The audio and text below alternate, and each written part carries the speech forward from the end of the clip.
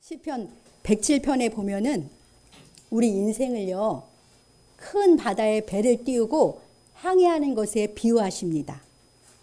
그 바다에 광풍이 일어나면 우리가 탄 배는 하늘로 솟구쳐 올랐다가 깊은 곳으로 내리꽂히기도 하는 거예요. 그 휘몰아치는 광풍의 위험 속에서 우리 영혼은 두려움에 녹습니다.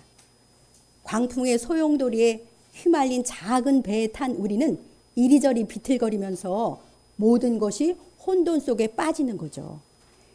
이런 두려움과 고통 속에서 우리가 할 수 있는 것은 살려달라고 하나님께 부르짖는 것밖에 없겠지요. 하나님은 그 우리의 부르짖음을 들으시고 우리를 고통에서 인도해 내십니다. 어느샌가 광풍을 고요하게 하시고 물결도 잔잔하게 하셔서 평온한 중에 우리가 소원하는 항구에 도달하게 하시는 것이죠.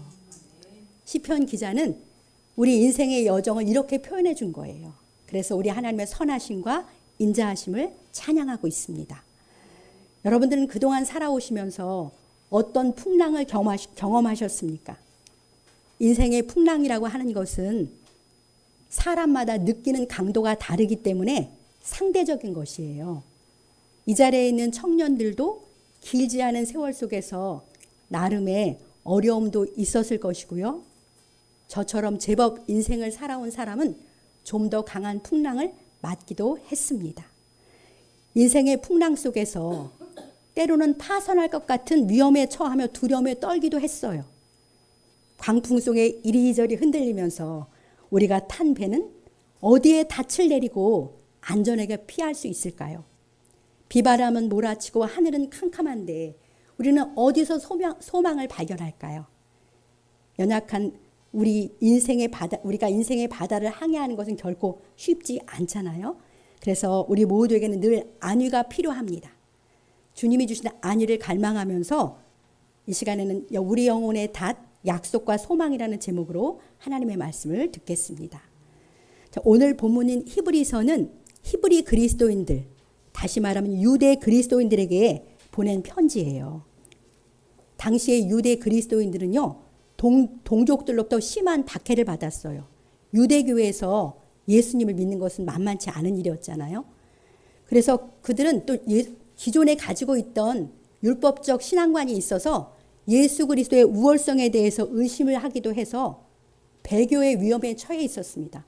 다시 배교하고 유대교로 돌아가려는 위험 가운데 있었어요.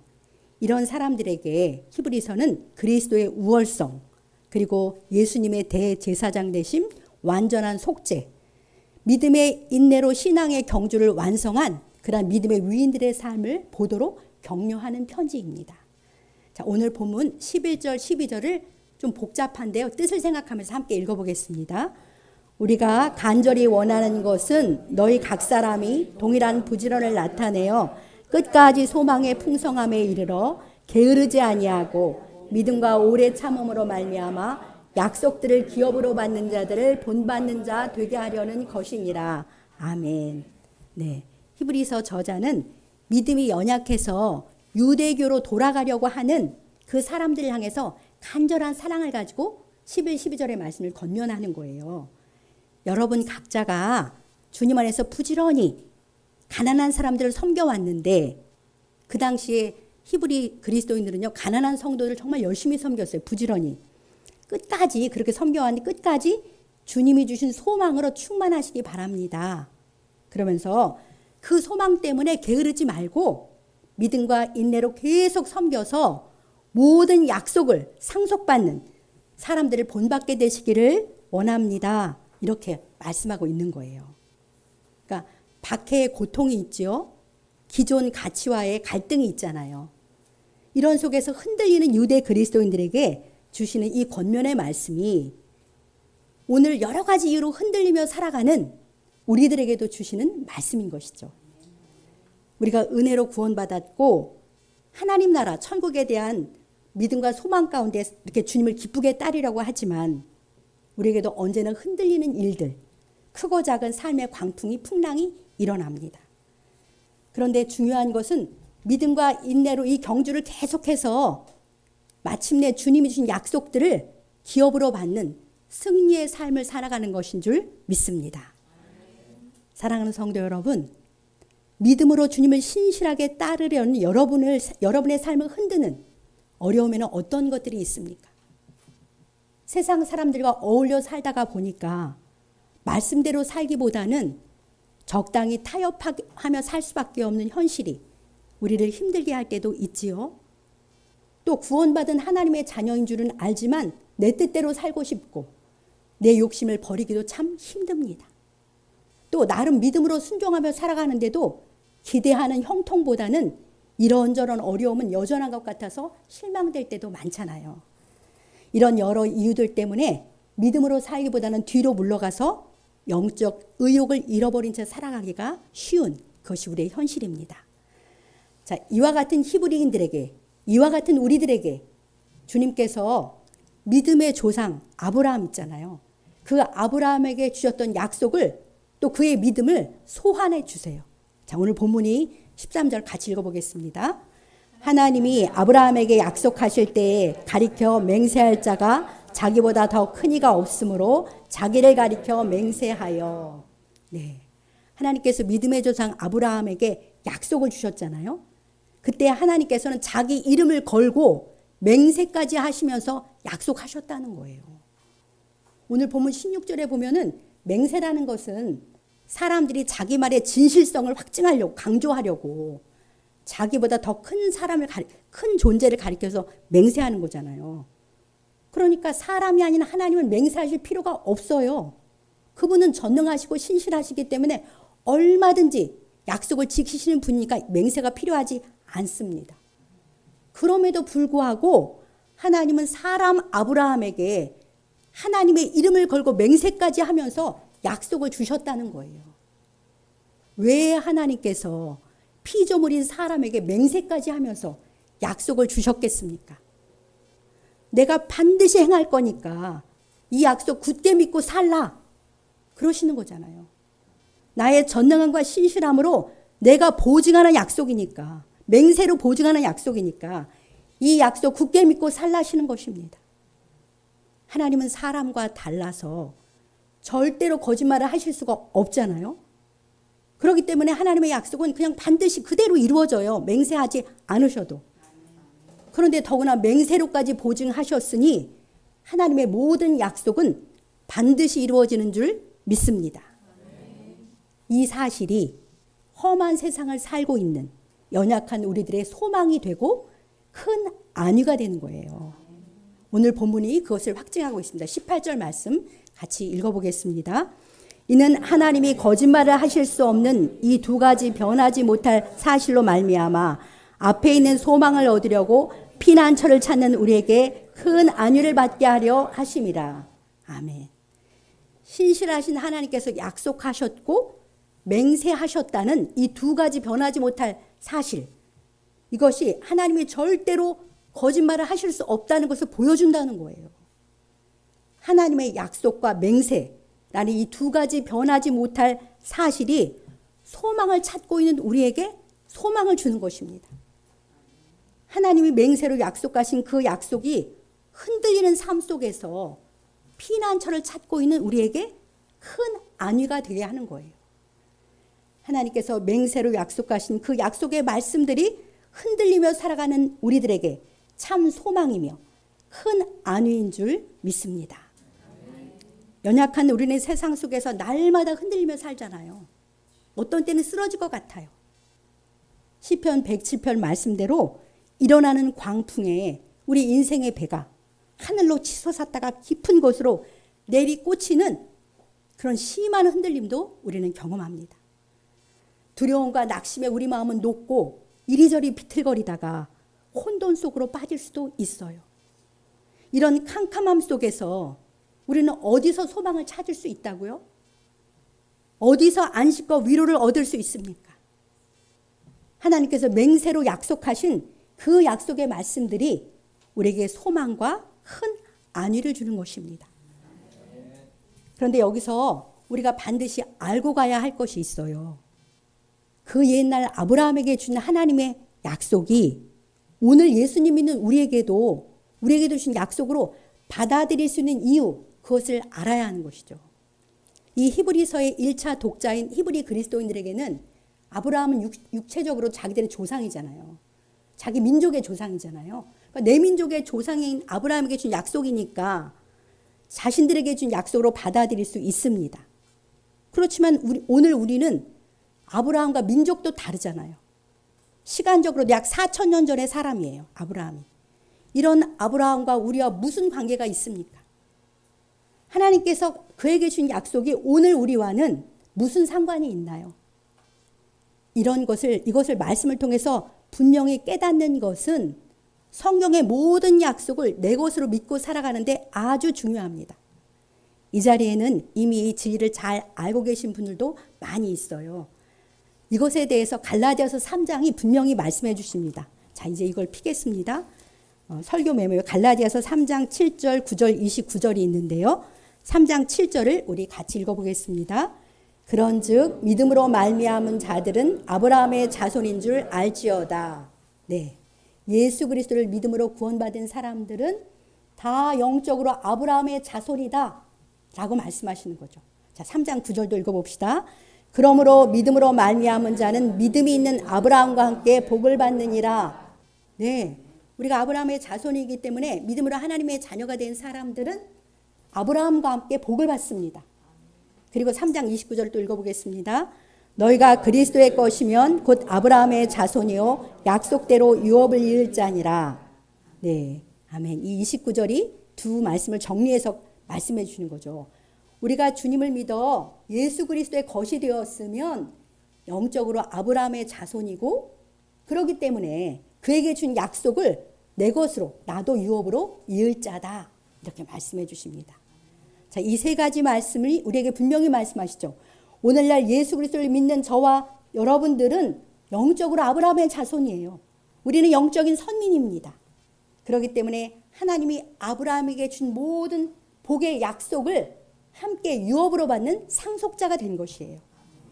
이 신비로운 비밀의 말씀드리잖아요. 이 말씀들을 밝게 깨닫고 믿음으로 누리며 살아가시기 바랍니다.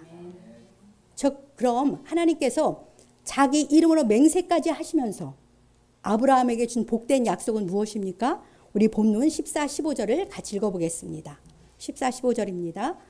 이르시되 내가 반드시 너에게 복주고 복주며 너를 번성하게 하고 번성하게 하셨더니 그가 이같이 오래 참아 약속을 받았느니라. 아멘. 참으로 놀라운 약속입니다. 전능하시고 신실하신 하나님께서 아브라함에게 맹세로 이렇게 약속하셨어요. 내가 반드시 너에게 복주고 복주며 너를 번성케 하고 번성케 하리라. 그렇게 약속하셨어요. 정말 엄청나게 큰 약속 아니에요? 하나님이 반드시 그에게 또 아브라함 안에 있는 우리에게 복주고 복주시겠다. 거듭 약속하셨습니다. 반드시 그를 번성케 하신 것처럼 우리도 번성케 하고 번성케 하리라고 약속하셨습니다. 사랑하는 성도 여러분, 이 크고 놀라운 약속이 예수님 믿어 아브라함의 자손이 된 저와 여러분들에게도 주신 약속입니다. 하신 약속은 반드시 이루시는 우리 하나님께서 예수님 안에 있는 우리에게도 반드시 복주고 복주십니다. 번성케 하고 번성케 하십니다. 여러분들은 이 놀라운 하나님의 약속을 진실로 믿으십니까? 아멘입니다. 믿으시기 바랍니다. 왜냐하면 우리는 예수님 안에서 영적 아브라함의 자손이니까요. 영적 선민으로 이 약속을 상속받는 자들이 되었기 때문에 우리도 반드시 복받고 복받으며 번성케 되고 번성케 될 줄 믿습니다. 그런데 15절에 보니까 그가 이같이 오래 참아 약속을 받았느니라 라고 말씀합니다. 아브라함은 이 약속을 받았지만 오래 참은 후에 이 약속을 받게 되었어요. 그러니까 우리도 아브라함처럼 믿음으로 인내해야 이 약속의 성취를 경험하는 것입니다. 아브라함은 75세에 이런 약속을 받았어요. 내가 너로 큰 민족을 이루어 주겠다. 내게 복을 주어서 내 이름을 창대하게 할 것이다. 너는 복이 되어서 땅의 모든 족속이 너와 내 씨로 말미암아 복을 받을 것이다. 이런 약속을 75세에 받았는데요.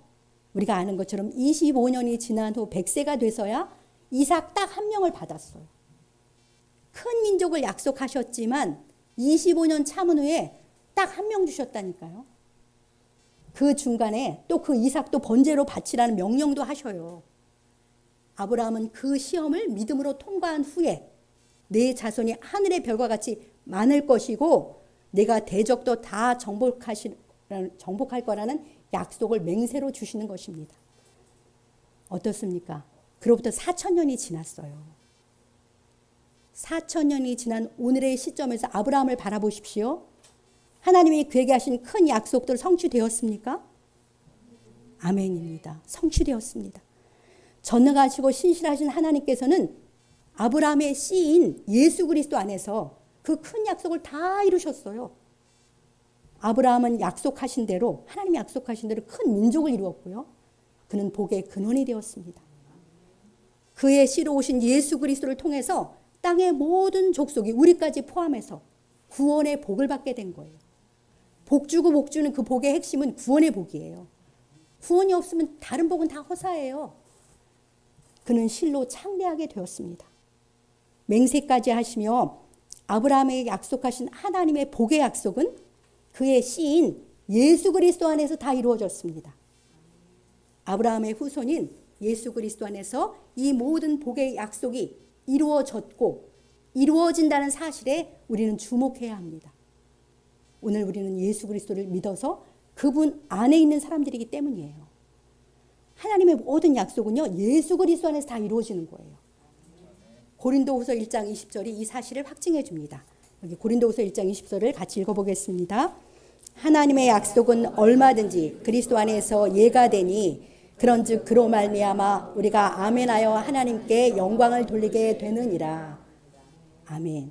이 말씀 그대로예요. 하나님의 모든 약속은요, 얼마든지 예수 그리스도 안에서 다 예스가 되는 거예요. 구약에 하신 하나님의 모든 약속은 예수 그리스도께서 세상에 오심으로 다 이루어졌습니다. 또 이루어지고 있어요. 성경을 알면 알수록 정말 예수님 안에서 그 약속이 다 이루어졌구나라는 것을 날마다 확인하게 됩니다. 그러니까 오늘 예수 그리스도 안에 있는 우리가 믿음으로 아멘, 하나님의 모든 약속에서 아멘에서 하나님께 영광을 돌리기만 하면 되는 거예요. 오늘도 하나님의 모든 약속은 예수 그리스도 안에서 예스로 이루어지고 있는 줄 믿습니다. 이것이 우리의 소망이고요. 이것이 우리의 큰 안위가 되는 거예요. 이 소망이 우리 영혼의 닻이 됩니다. 여러분들 배에 닻이 있는데요. 닻이 어떻게 생겼는지 혹시 아세요? 제가 사진을 찾아봤는데 저렇게 생겼습니다. 저 맨 위에 있는 게 닻이에요. 그 닻이 저 배에 조그만 데 이렇게 매달려 있죠.